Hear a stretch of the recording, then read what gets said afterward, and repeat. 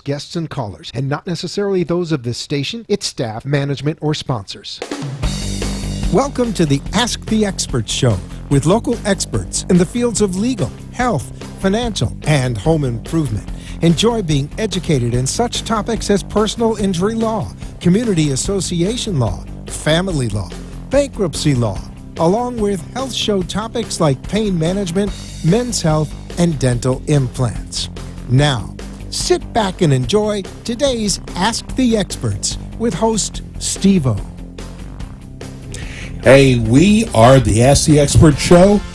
If you, around your radio between 3 and 4, we're also on 740 a.m.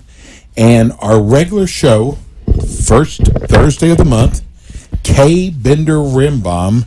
We've got both Michael and we've got Robert. We have both of them today. Hello. Hello. Hi, guys. So, you survived the hurricane. Well, we weren't in the Bahamas, so... Hey, the Bahamas isn't very far from here. It is not. It's amazing how close it came and how little it did here. I'm going to tell you something. They tell you they got a Cat 5 coming at you. For some reason, you just handle it different. But I'm glad it's over. And God, Tuesday, I don't know about you, but I was surprised. The banks were closed on Tuesday. What was up with that? You act surprised. Our banks were all closed. That is a special thing because they were closed Monday for the holiday. Monday for the and there's holidays. A federal law limiting Wells how Fargo many was hours closed. they can be closed in a row. SunTrust was closed. Yeah. Anyhow. Well, we closed. A lot of places closed it because we were didn't know. closed in anticipation of. The expectation was that the weather, certainly up in this area, North Broward, Palm Beach, it was going to be impacted with tropical storm force winds, if nothing else. So nothing happened to your Palm Beach office? No. That's good. Well, or the Tampa office got escaped. Oh, too. that's good too.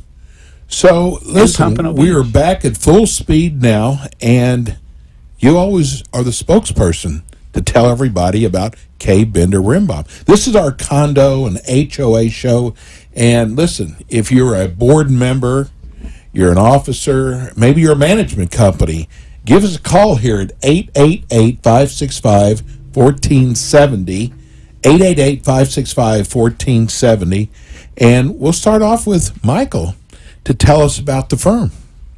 Tell you about the firm. Listen, we always have new people tuning in. Well, let's hope there's some new people tuning in. Let's hope everybody is back safe and sound and proceeding business as usual as we've moved into September of 2019. It's unbelievable. But Kay Bender-Rimbaum, Robert and I are here on behalf of the firm, and what we, as you mentioned, our firm is, what we do is we concentrate in the area of representing community associations, HOAs, condominiums, co-ops sprinkled in there, and a mobile home here and there, and planned unit developments, essentially. And in that, we act as general corporate counsel. These not-for-profit corporations are governed by a board of directors, and they have, in a large part of them, have good management teams to help them with business advice. There are accountants to help with their financials, and insurance agents to help with that. We want to have solid, sound, quality, accessible legal guidance, and that's what Kay Bender-Rimbaum is proud to provide to our clients throughout the state. Our clients are as far south as in the Keys, North Keys, all the way up to Daytona Beach and out west, Tampa, Bradenton area as well. And for all of our clients, we handle general day-to-day matters that board of directors and management companies have to deal with, from reviewing documents, interpreting your governing documents, updating, amending your governing documents, addressing covenant violations, helping enforce covenant violations, help to bring about compliance. Obviously, dealing with delinquencies, we have a very aggressive approach to collections that allows us to assist our associations with carrying the cost of the process while there is the collection actions going on. So we will advance cost, defer fees, and allow to aggressively collect the associations 100% of their assessments. We handle complex matters as well. You have your 558, which is a construction defect statute. So you have construction defect related matters, turnover issues when the boards are being turned over from developer control to owner control. We come in and we assist with all of that. We handle complex construction litigation.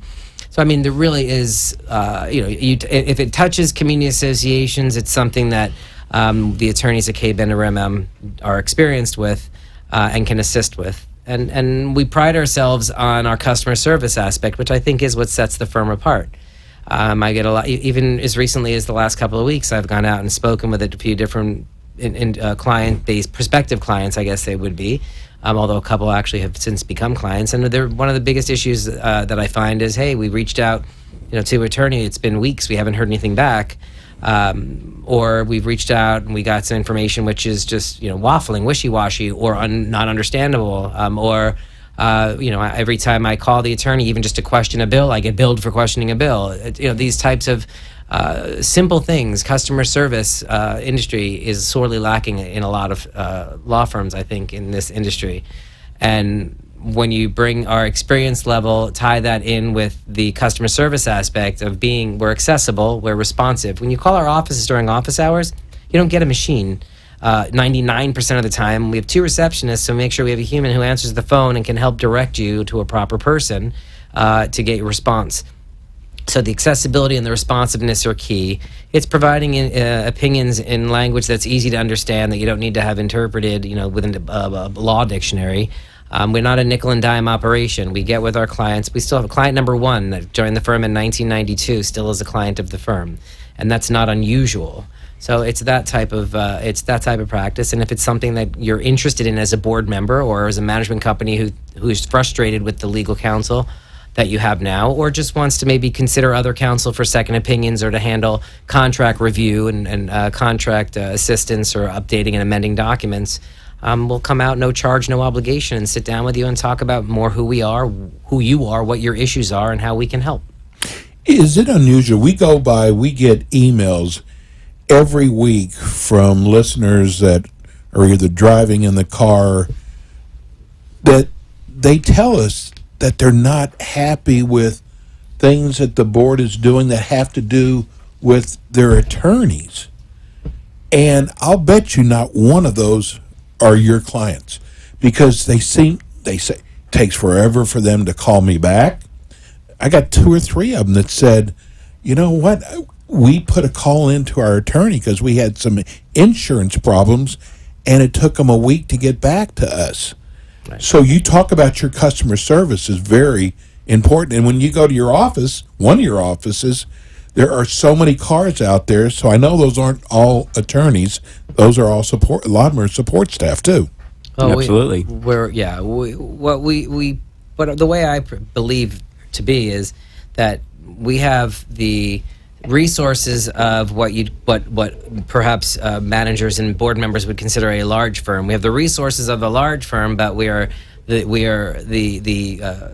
present our customer service aspect of a boutique firm, a firm that focuses on each individual client. I just signed up. They just met with a 4-unit condominium. I said to them, not 4 units or 4,000 units. You have a legal issue that you need addressed. It gets the same quality and top-notch service that any client would get.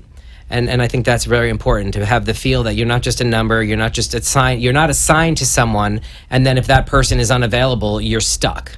You get the resources and the assets of our entire firm behind you, attorneys and staff. Well, it's real important. Oh, we've already got our first... No, I'm sorry. Thought we had our first call. So we have questions, and you also offer classes too. I mean, when we talk customer service, you have all different types of classes. We offer a lot of free education, which we'll get into. We go around the Tri-County area to at different expos, which I'll talk about, that are coming up in October. There's actually an expo in Miami in September as well, a leadership expo. We're very active in legislation.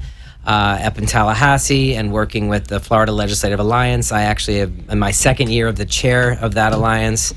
It's a Florida legislative. It's an action committee that purely works with our lobbyists and a cross section of the state and of the industry, not just attorneys. It's of the industry that really focuses on getting us good legislation to support community associations, and we play a lot of defense up there. There's a lot of bad legislation that we keep away. So yeah, I mean, we bring a lot to the table, and we're proud of that, and we work very hard for our clients.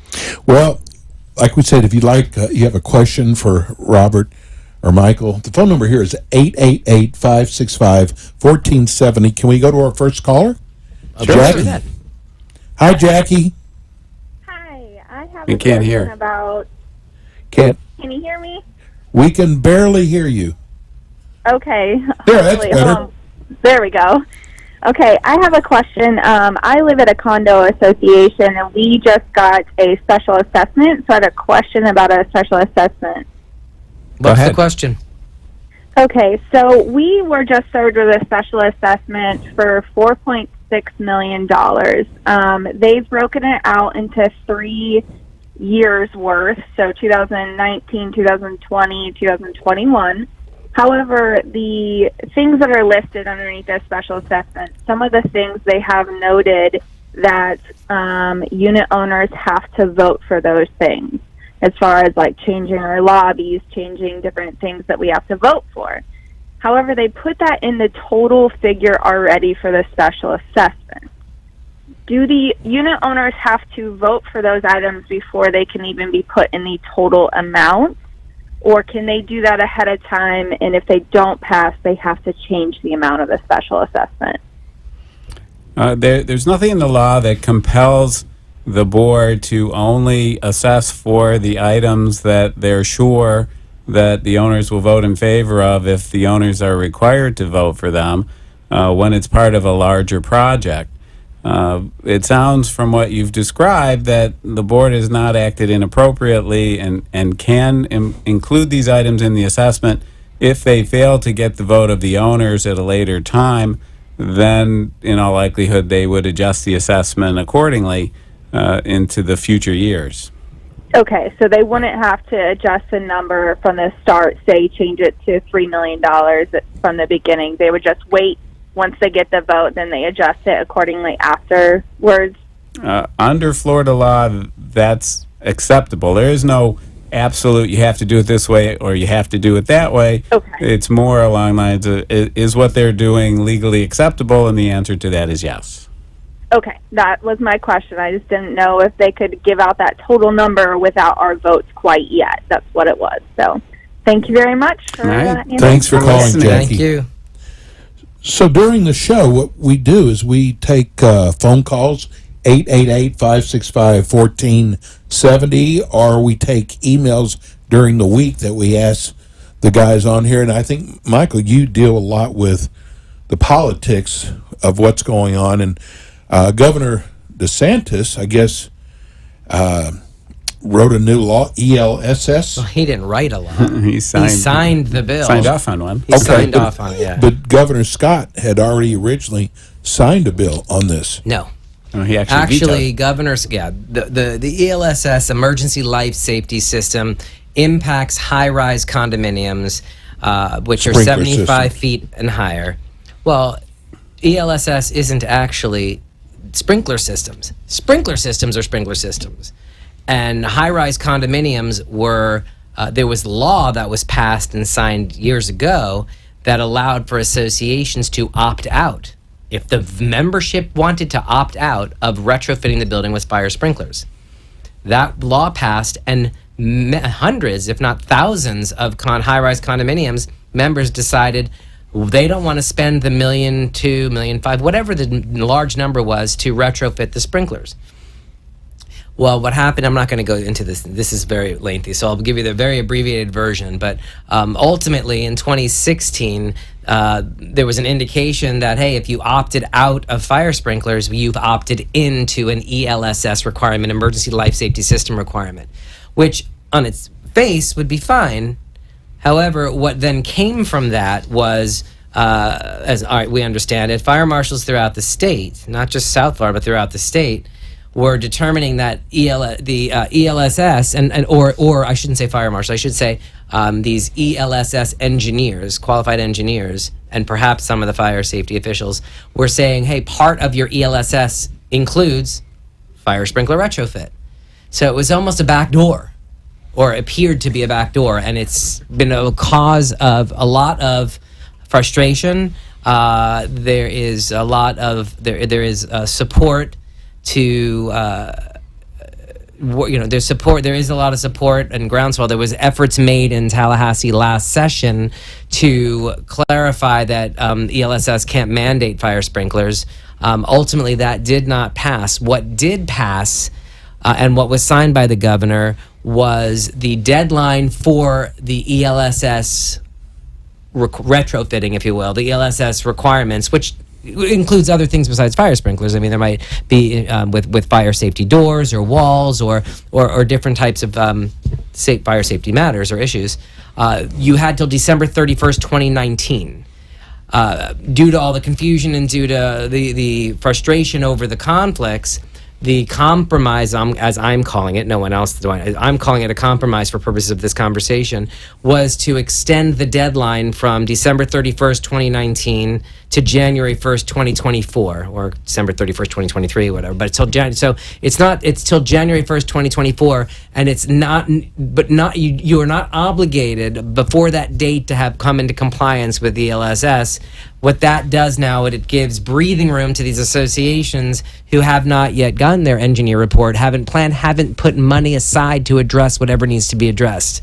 I also anticipate there'll be further challenges to this demand that fire sprinklers should be mandated when associations have opted out.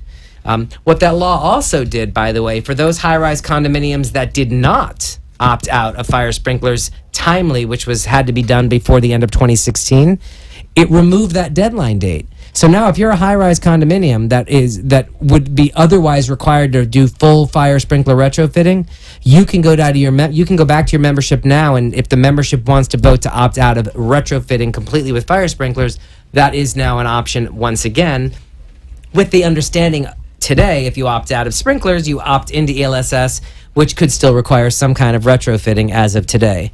So for those high-rise condominiums who did not opt out or who are thinking about opting out, you have some time now to get quotes on what would it cost to do a full retrofit and get an ELSS engineer in and get a report done, and then compare apples to apples and see is it Could be quite expensive. Either way, well, yeah. I mean, I imagine the costs are running. I think $750,000 is probably the lowest of the low end when you're talking about what the work that has to get done, and some of them could be obviously in the millions.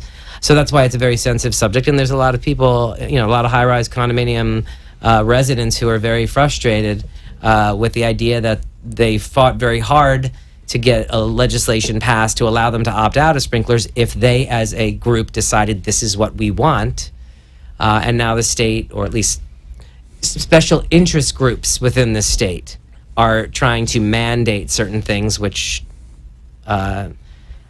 is challenging. So session starts in January. There will be, between now and then, I'll be in Tallahassee in November. I know that there's already been meetings going on. There's discussions. Bills have been proposed already. So definitely keep your eyes and ears open. If you're on our email, kbrlegal.com, you can go to our website, and if you want to send us an email that you want to be on our email list, we will make sure to you'll obviously be included in any blasts on legislation. If you are not currently a member of CAI, Community Associations Institute, that's the national organization. We have it's in the state of Florida. If you're in Palm Beach, there's a Gold Coast chapter. If you're in Broward or Miami-Dade, there is a Southeast Florida chapter. You should join either or. Board members know your association can join, and I believe it's a couple of $100 at most, and that allows up to 15 board members to be to participate. And part of being a CAI is very big on education, so you get a lot of education, a lot of networking opportunities with different vendors in the area, but also part of your membership dues does fund our Florida Legislative Action Committee. Now, obviously, we're all delegates, we're all volunteers. We don't get, but we do have a lobbyist, we do have a chapter executive director, we do have some expenses that are incurred, and our membership dues help us do this, to go to Tallahassee and continue to work. And so I would encourage you to consider becoming a member of your local CAI chapter, wherever you're located. There's 8 chapters throughout the state. Well, you contact your local chapter. As I said, if you're in Palm Beach, it's Gold Coast. It's the Gold Coast chapter, and you can Google it. I don't have that information with me. The Southeast Florida, or if you're truly interested, like I said, reach out to info@kbrlegal.com and let me know where you are. You're interested in getting more information on being a member of CAI, and I will forward your information to the right people. Okay. Hey, we're running a little late for our break. We're going to go to break. When we come back, I've got so many questions for you guys, and you have your schedule for September. Yep. 888-565-1470. We're waiting on your calls as well. We'll be right back.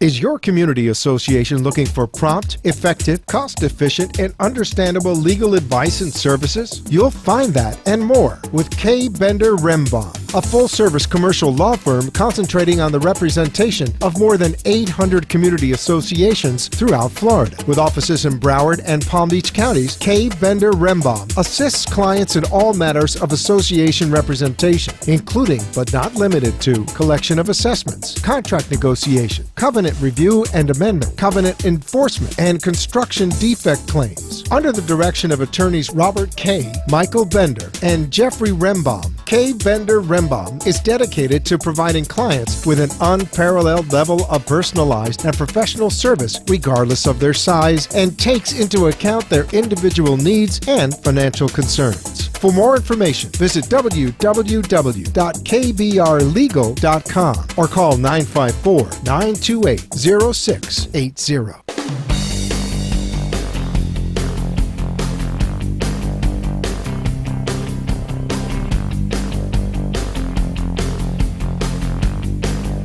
Hey, we're back. We're with the K. Bender Rembaum Law Firm Association, Community Association Law.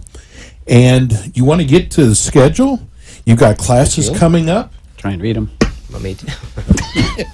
You better do it. All right, sure. That So- print is a little small for me right now. All right, notice the glasses are now on. Okay, yes, a few things I want to talk about. First I want to talk about actually is the expos, because it is expo season again. I mentioned, before we went to break, I was talking about CAI and the Florida Legislative Action Committee, and what we did a couple of weeks ago in Broward was a Broward Leadership Expo hosted by the CAI Southeast Florida chapter, and Travis Moore, a lobbyist, came in and taught a class on how you can be what part of the legislative process. We saw some other great education, and we have a panel that I moderate with delegates from FLA. Florida Legislative Action Committee, where we talk about different things regarding legislation. So it's it's perfect timing now with committees coming. The legislators will be in committees in October and September, November, and we're going to be having an expo. It's at the FIU campus on September 12th, a week from today. And you know what? I'm going to give you the actual address because I think if people are interested, they should know about it. Is this the Dade one? This is the Dade one. It's Okay. the Covens Conference Center, FIU campus on 3000 Northeast 151st Street in North Miami. So that's the Covens Conference Center, FIU campus. That's next Thursday, the 12th. It's the Miami CAI Leadership Expo Miami-Dade, hosted by, again, our CAI Southeast Florida chapter. It starts at registration is at noon to 1. There's an opportunity to visit with us as well as some other vendors. Are you some speaking? food. As I'll be a part of the panels and speaking, and then we'll have sessions throughout the day from 1 to 5:30 with some breaks in there for some food and coffee. At 5:30 there'll be a great 2-hour reception with food and drink. It is all free to attend, but we do ask if you RSVP that you please RSVP and that you do show up and come visit us and visit the vendors who sponsored all this and made it be free, and come hear some great programs about the Florida Legislative Action Committee and how you can really help this session on helping get good legislation passed and helping fight the bad legislation, That one like sounds the awesome. short-term rentals. The other expos now are the L&L expos, which K. Bender Rembaum has been a proud partnership with for years. And they are coming up on, all three are going to be the first 10 days of October. Wednesday, October 2nd is the Broward County Expo at the Broward County Convention Center. Tuesday, the 8th is the Palm Beach County Expo at the Palm Beach Convention Center. Thursday, the 10th, Miami-Dade County Expo, now back at the Miami Beach Convention Center. We're very happy about that. All three, we will have a booth in the trade show hall and encourage people to come visit and talk with us, but we'll also be giving 3 hours of education. We'll have a morning class in Broward funding construction projects and the legal update in the afternoon. In Palm Beach, we'll do guest restrictions in the morning and the legal update in the afternoon. And then Miami-Dade will do funding construction projects and the legal update in the afternoon. And go to our website at kbrlegal.com to register. If you have a pen and paper now, I can let you know to register for Broward. It's Broward Condo HOA Expo.com. Broward Condo HOA Expo.com. Palm Beach is PB Condo HOA Expo.com. That's PB Condo HOA Expo.com. And Miami-Dade, I show it's just Condo HOA Expo.com. I don't know if that's a typo, but it's Condo HOA. So they all end in Condo HOA Expo.com. It's Broward, PB, or just Condo HOA Expo, depending on which one. Go to our website if you want to be sure. But those three expos, the L&L Expos in Broward on Wednesday, October 2nd, kicks it off. Following week, Tuesday and Thursday, the 8th in Palm Beach, the 10th in Miami-Dade. They're great. There are lots of there's other classes as well. You can come to our classes, go see a few others. Great vendor hall. I really encourage everyone to come out and visit us at those expos. So you want to take a call before we talk about the classes? Because we hate our callers to have to hold. Let's go to B. Hi, B. Hi there. Have a question. Does co-ops in condominiums in Florida, are they required to have wind and flood insurance? Well, the statutes require that these complexes have adequate insurance, and the Condominium Act is much more detailed in the insurance obligations than the cooperative statute. The Condominium Act is in 718. The cooperative is Chapter 719. Whether or not flood insurance is required will depend on where the condominium or the cooperative is located. Many lenders are requiring flood insurance when they're doing mortgages on the units, regardless of whether or not it's in a flood zone. So that could be an issue within the community. But if you're in a flood zone, flood insurance is certainly going to be required. The statutes do not expressly identify wind coverage, but prudent business operations would dictate that if you did not have wind coverage in Florida, then you probably do not have adequate coverage, and therefore would be in violation of the statute. So it's recommended that wind coverage be included in the policies the association gets. Okay, thank you very much. Thanks for listening. calling. Wow, we've got a couple of minutes before we go to break. You want to go with your these classes are wonderful. Right. Write these dates and times down. Well, like I said, Or go to our website at kbrlegal.com. Yes, definitely go to the website at kbrlegal.com. And definitely also register to come to one or more of those L&L Broward County, Palm Beach, or Miami-Dade expos. And then prior to October, this month, next Tuesday, the 10th, in Pompano Beach, we'll have our condominium board member certification. And on the 11th, in our Palm Beach Gardens office, will be the condominium board member certification. And then in Palm Beach Gardens on the 18th, HOA board member certification. And on the 24th, in Pompano Beach. So next month, both our offices in Palm Beach Gardens and Pompano Beach will be offering board member certification for the condominium board member and for the HOA board member. Palm Beach Garden, they're Wednesdays, the 11th and the 18th, from 3 to 5:30 p.m. And Pompano Beach, they're Tuesdays, the 10th and the 24th, from 6:30 to 8:30 p.m. You can register online. Go to kbrlegal.com to see how you can register. It's a very simple registration process. Click in. This way it'll automatically send you email confirmations. Space is limited. Important you RSVP. I know when I mentioned that 4-unit condo, 3 of the board members signed up. So we're up to 32 or 33 signed up. 50 is about the capacity we prefer. We'll squeeze a couple more. Someone's thinking about becoming a board member. Tell them why this is so important. Well, first of all, the law requires 718, 719, 720, Condominium Cooperative HOA Act, all require all board members to have certification within 90 days of being elected or appointed to the board. Certification can be obtained one of 2 ways. The simple way is there's a state form that was created by the DBPR, which essentially says that you've read your documents and that you promise to uphold them and meet your fiduciary duties to the community, et cetera, et cetera. I'm paraphrasing greatly. And you sign that document, you put it on file as part of the official records, and if you are required if you're a condominium with 150 or more units, then you're required to have it on your website, and that complies with certification. Okay, and that's something you would sign within 90 days of being elected or appointed.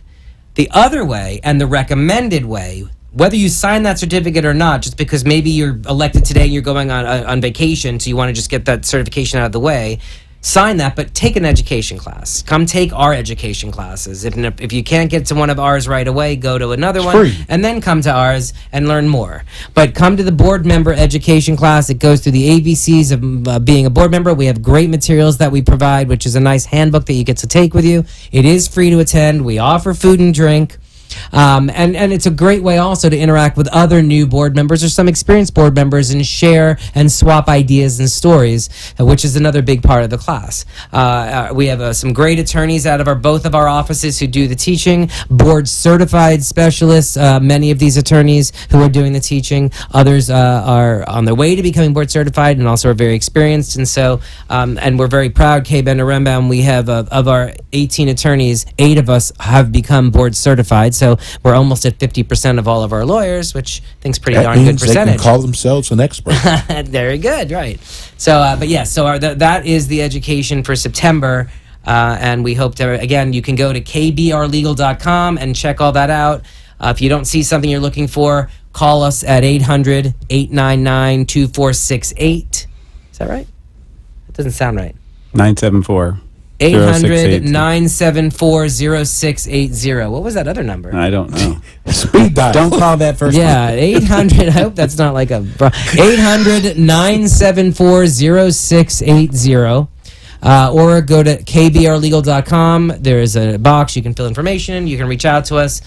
Info@kbrlegal.com. All of those things. And we hope to see you at the classes. We definitely want to see you at these expos starting Wednesday, October 2nd in Broward County. Give everybody the phone number again. Our phone number? Your phone number. Is 800-974-0680 is to call the office. Call here after the break at 888-565-1470. We'll take your calls. Otherwise, we will address these questions that callers email us, and hopefully email as you are listening.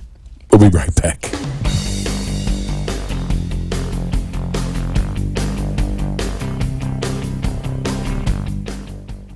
Is your community association looking for prompt, effective, cost-efficient, and understandable legal advice and services? You'll find that and more with K. Bender Rembaum, a full-service commercial law firm concentrating on the representation of more than 800 community associations throughout Florida. With offices in Broward and Palm Beach counties, K. Bender Rembaum assists clients in all matters of association representation, including but not limited to collection of assessments, contract negotiation, covenant review and amendment, covenant enforcement, and construction defect claims. Under the direction of attorneys Robert K., Michael Bender, and Jeffrey Rembaum, K. Bender Rembaum is dedicated to providing clients with an unparalleled level of personalized and professional service regardless of their size and takes into account their individual needs and financial concerns. For more information, visit www.kbrlegal.com or call 954-928-0680. You are listening to the Ask the Expert Show with host Steve-O. We will be right back with more experts in the field of legal, health, financial, and home improvement. Join us every Thursday from 5 to 6 p.m. Now, get ready for more Ask the Experts. And we are back. This is the Ask the Expert show, the first Thursday of every month at 5 o'clock to 6. It's the Kay Bender Rimbaum Hour. And if you have a question about community association law, your condo association, if you're a board member, property manager, give us a call here at 888-565-1470. We have a caller. Let's go to Peter. Hi, Peter.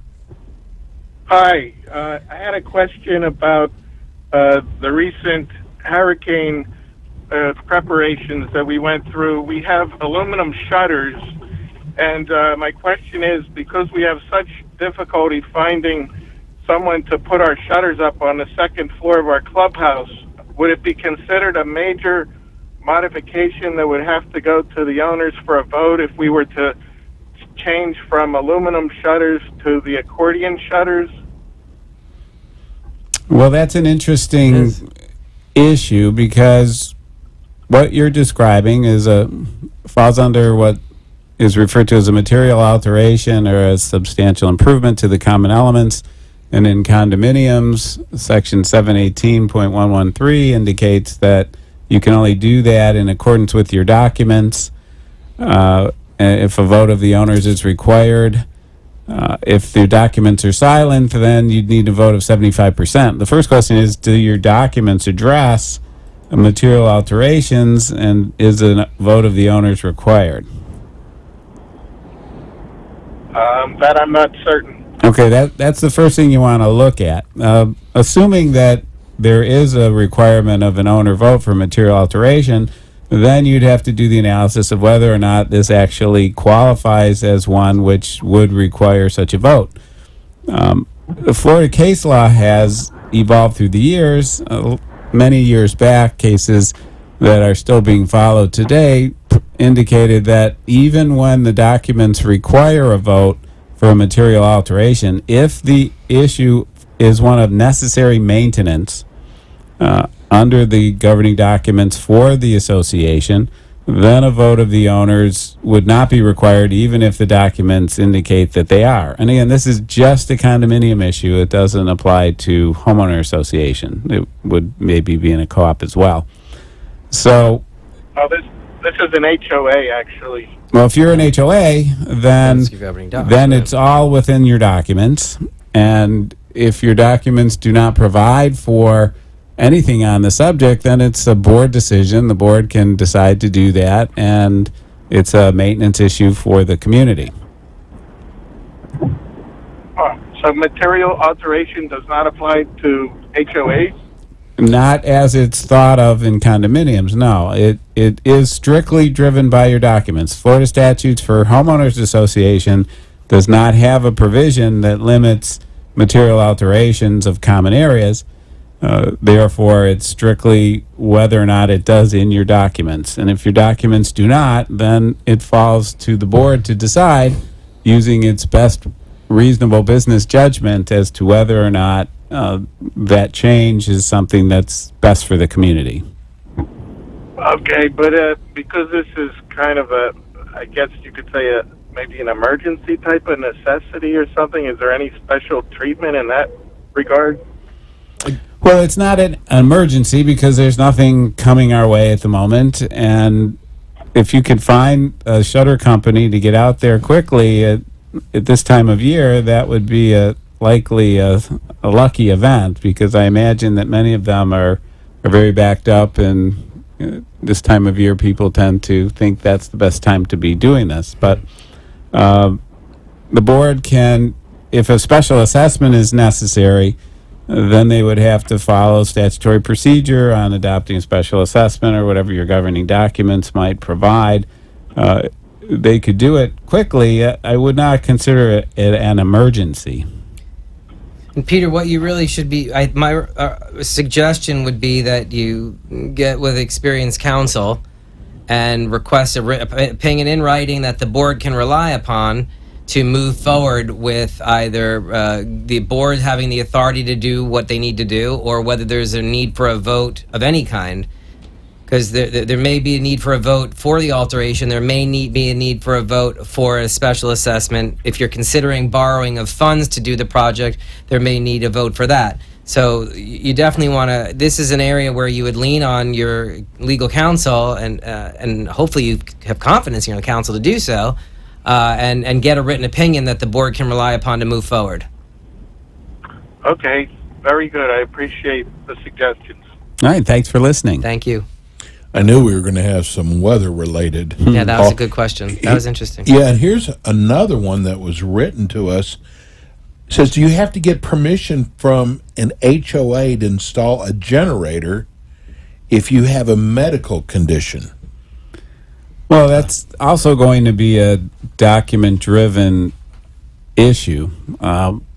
Generally speaking, HOAs would not have limitations on installing a generator. They may have limitations on where you can place it and how you have to shield it and getting approval from the board.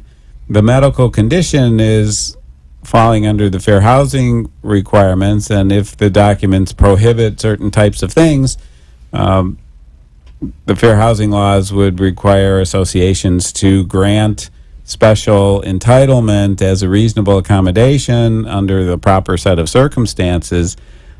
So this is a general question as to generators. Does it apply? And in all likelihood it would, particularly when there's a medical condition and you have the proper documentation as required by the law to the satisfaction of the, I guess, the board requirements on It's that. like a mini law school question. Yeah. A law school exam question where you can just start You can go off branching out. in many different directions, yes. So, but it starts with, what do your governing documents say? Is there even a prohibition or restriction, or is it something that you simply have to submit maybe to your architecture review committee to get confirmation, to get approval for putting in whatever you're putting in, as Robert mentioned? Right, so if we have a townhome community that's a homeowner association and the buildings the units are attached to each other and there's not a lot of space and there's no backyard common Zero areas, lot lines, yeah. that can be a problem, and where you're going to put it and how you're going to have it function and how you're going to power it. So these are practical concerns that also have to be taken into consideration, as opposed to a single-family home where you have a backyard and trees and landscaping and all the things that are necessary to hide the installation. We have a beautiful golf course. We're at our HOA. Why am I not allowed to play in the middle of the night? I'm just kidding. I just wanted to see what you all would say. No, I do want to know. It's hard to see where your ball's going. Excuse me. No, why do homeowners association, what is the importance of telling you what color your driveway should be? Again, this is going to be Aesthetics. a document-driven issue, whether or not the documents are written in a way that contemplates a uniform scheme of the way the appearance will be throughout the community, or empowers the board or an architectural committee. That's not unusual. It's not unusual at all. It's actually quite common. Sometimes they'll have requirements that you can only have certain materials for a driveway. So, Well. I mean, but And that's all. And the city of aesthetics, Coral Springs, primarily. you might be interested to know, also has its own color palettes that you have to qualify for your home and for your driveway before you get a permit to do that. Would you do me a favor? Don't tell anybody I live in Coral Springs. I don't didn't want the s- I listeners wasn't knowing talking I live about in you. Coral Springs. Here's one. Can you explain the difference in pool reserves and straight line reserves? And do lenders frown upon pool reserves? Okay.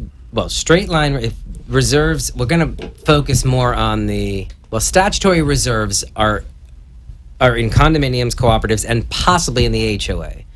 But they're only in the HOA if a developer created reserves when they created the community, or if the membership In the very beginning. the membership ever voted to have reserves, which to my knowledge is rare, if ever. So we'll focusing primarily on the condominium or the cooperative, statutory reserves are needed for painting, paving, roof replacement, as well as any deferred maintenance item of $10,000 or more. So straight line reserves is where you would have a line item for your roof, for your paving, for your painting, for your elevator, which would be for maybe the pool, the swimming pool. And you, the straight line means you figure out the roof is going to cost $200,000 to replace. It's 20 years. We have 20 years of life left. It's going to be $200,000 to replace it. So we need $10,000 a year to reserve to make sure we have 200 at the end of the 20 years. That's the straight line. And you do that for each line item. And so then when you are figuring out your budget, the law requires that you budget for fully funded reserves. And so in my example, your pool, your roof would need $10,000 worth of reserves to fully fund for that year. Maybe your painting, you need $5,000. Your paving, you need $2,500. So and now in straight line, you're reserving per each line item. What pooled reserves means, it's just like it sounds. You're taking all of your line items and putting all of those funds into one pool. Cool. Now, within the pool, you have your list of line items. The main difference between a straight line and a pooled reserve is when it's a straight line, you can only use reserve funds for what they were reserved for. So if you had $10,000 that you said in your budget, you said we're budgeting $10,000, we're collecting $10,000 this year for the roof, then that $10,000 goes into the roof reserve fund, and it can only be used to address the roof replacement. It can't be used to address the paving or the painting or the pool or the elevators without a vote of the membership. Pooled reserves is when you take the $10,000 that you reserved for the pool, the roof, that's $5,000 for the painting, the $2,500 for the paving, you throw it all into a big pot. And then tomorrow, even though you didn't think you need to paint for 10 years, something occurred and you have to paint sooner. Instead of having to go and borrow from another of the line items and get a membership vote, you have the ability to take money out of this pool and use it for whatever is in that pooled reserve account. That's the difference. If you're going to pool your reserves, you should you should have a reserve study done regardless in my opinion, once every 3 years. There's no statutory requirement anymore, but no less than once every 3 years you should update your reserve study so you know exactly how much you should be reserving, and then decide, do you want to fully fund, partially fund, or waive?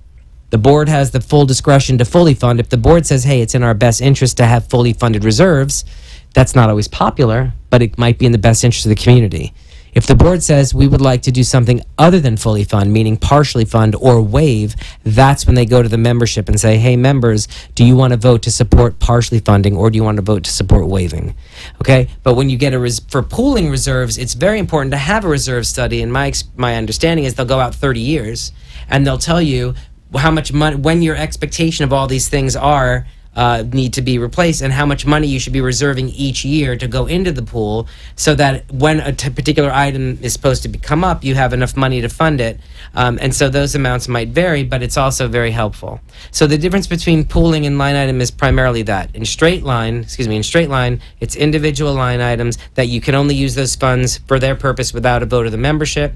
Pooling, all the money is put in together, and if you need it for one of those pooled items, you can take it out and use it without a vote of the membership. I am not aware, to be honest with you, as far as whether lenders frown on it, that I don't know. Okay. I don't see why they would. There is so much to know as a board member. Is it passed down from past board members, or do they sit down with your firm to learn this? The new board members. Well, listen, again, I think new board members need to come and take our board member certification. I think it gives a lot of, when I said earlier the ABCs of being a board member, it's pretty substantive. I mean, we offer classes, as listeners would know, we offer classes that focus strictly on guest restrictions, sale lease approval rights, funding construction projects, covenant enforcement, emotional support animals versus pets. These are 1 hour or 2 hour programs that are focused on these topics, so they get in depth. The board member certification is 2.5 hours, and it touches upon these items, and it goes over them, the operations, but not nearly as in depth as you might otherwise get into it.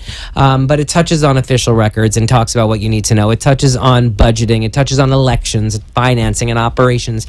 And yes, and that is the best way for new board members to get educated, is come take the free education, take the ABC class, being board member certification, then come back for more. more in-depth classes. And then, quite frankly, and I say this, and I am saying this honestly, it is not to be self-serving. It's very honestly that you, as board members, are running a business. And in my opinion, your fiduciary duty requires you to have experts to help you run that business. It's not your personal home, finances, or that your personal home that you're running. It's the community. And in that regard, there are, and like I just said to the gentleman earlier, get an opinion from your counsel as to what the do's and don'ts are with regard to that matter before you jump into it and then get into a mess or a potential mess. And that's the reason you have a line item within your budget for legal expenses, and then reach out to an experienced lawyer who can help guide you, who's accessible and can help guide you in a very efficient way. Time is money, and so the more experience you have, the more efficient your information is. And when you get information in an efficient and quick way that you can understand and utilize, obviously that's the best thing for your business in this case, which is your community association. Wow, that's the way to put it. Listen, we're going to come back. We're going to have about 7 or 8 minutes. If you want to give us a call after the break, 888-565-1470. Give everybody the phone number at the office. 1-800-974-0680. Okay. Or kbrlegal.com. We're going to go to our last break, and we'll be right back.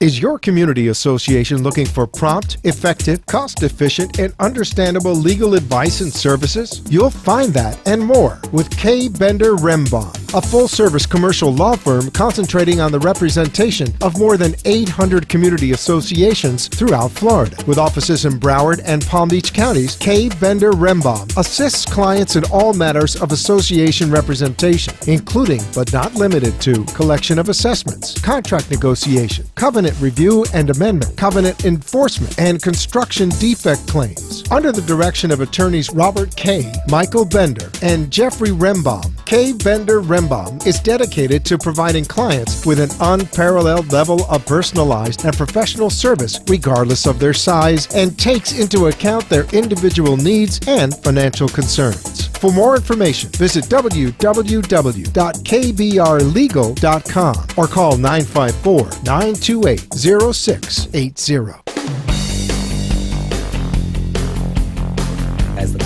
We are back for our last 15 minutes. This is the K. Bender Rembaum, part of the Ask the Experts show. They're with us the first Thursday of each month, and they just have so much to offer. We want to finish with a couple questions. This is from Catherine in Delray Beach. Law about condo association with official records on the website. We have 153 units. What if our association doesn't have a website? Who should I contact? You want to take it or you want me to? You have an answer? Sure. They have. Is it Well, based the on law units?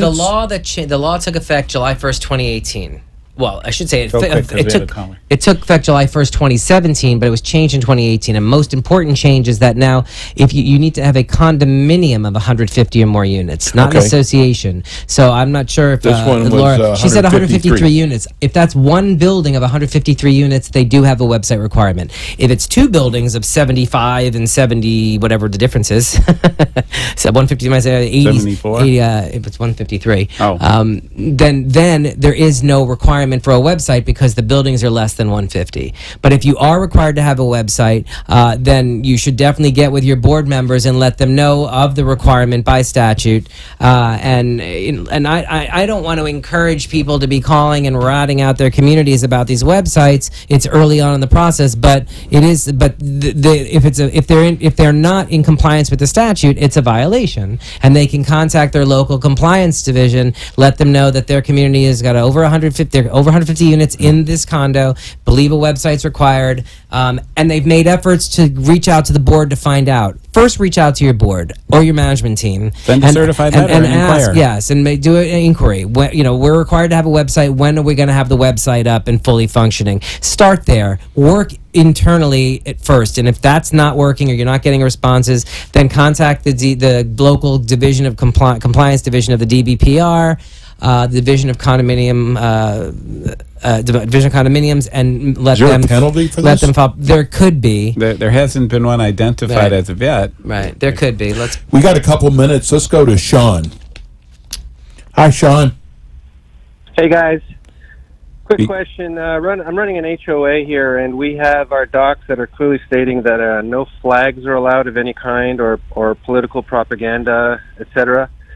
And I was kind of wondering if there's any overrule to these things. I know there was a story recently in the news where a guy lost his house over the fight. He was a veteran, and I'm just kind of wondering how legitimate, if you want to call it legitimizing the issue of being a veteran or not, and if it matters in relation to our docs, because some people are using the American flag as a source of patriotism, and others are using it as a form of a holiday celebration like Independence Day or Memorial Day, etc. So when we tend to enforce our docs by saying, okay, well, your holiday decorations need to come down, we have the situation where somebody was saying it's not a holiday, it's my right to, display my patriotism towards the country.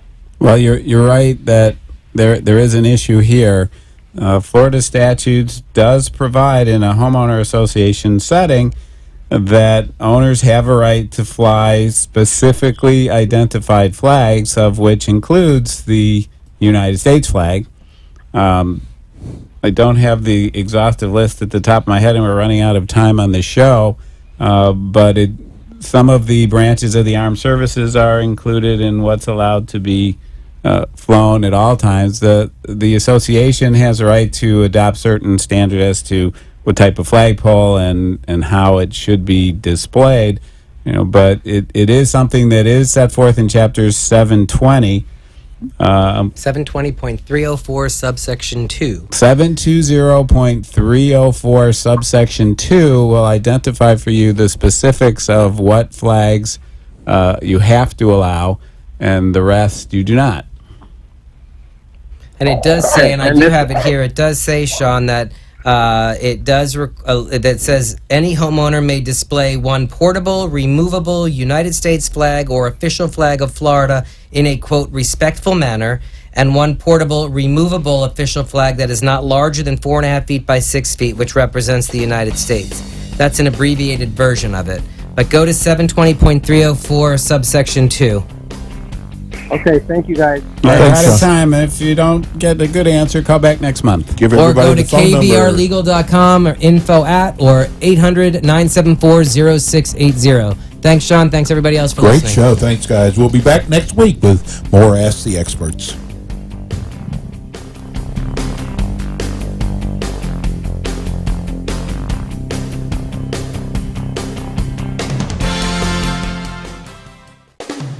Thanks for listening to the Ask the Expert Show, featuring interviews with local experts in the fields of legal, health, financial, and home improvement. Call our office at 888-574-6999 to become one of our experts on the show. And tune in again next week for more Ask the Experts with Steve-O. The opinions expressed